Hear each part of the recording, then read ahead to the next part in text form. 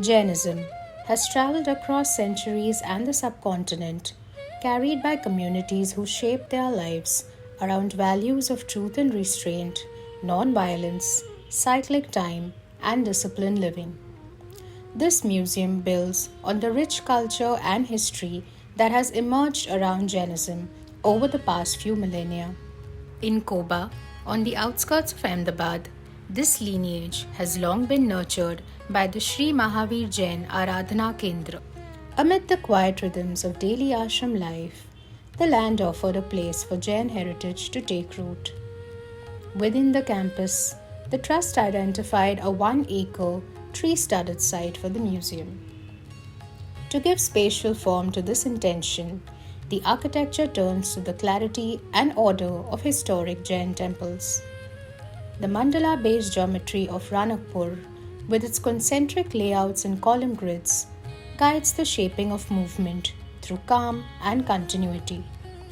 Trees determine the placement of walls and courtyards, allowing the plan to grow organically and balance spatial wisdom with the surrounding landscape. From this framework, the building's form takes shape. The museum is lifted onto stilts at the first floor level, creating an open ground level. At its center, a courtyard with neem trees and a still water body becomes a place to gather and feel the serenity of the religion.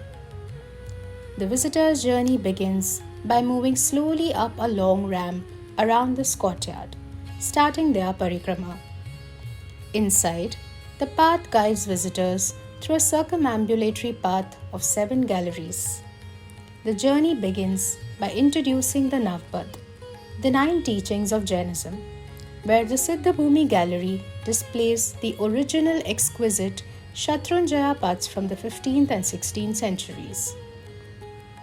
It then moves into the world of the Tirthankars, displaying 10th and 11th century idols depicting these sacred figures and moving into illustrations, highlighting tales from the historic city of Ossia, the birthplace of the Oshwal merchant community. The path opens into cosmology, where the spaces augment the experience of viewing artifacts relating to Jain ideas of the upper and lower realms within Lokpurush.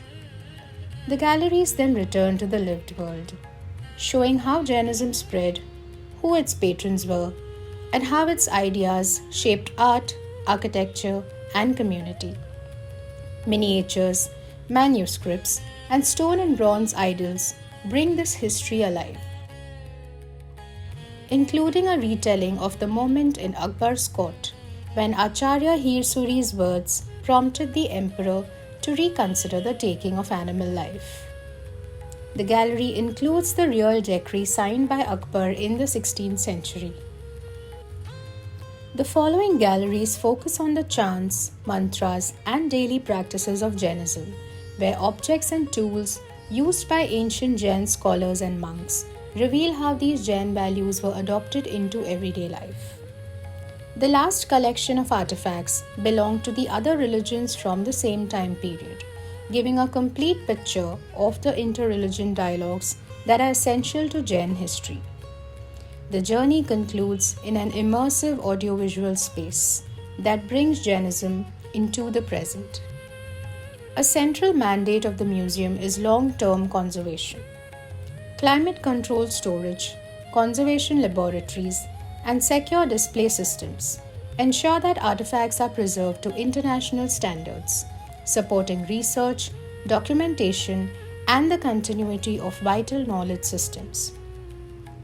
By bringing together philosophy, history, architecture, and community, the Jain Museum at Koba becomes more than a repository.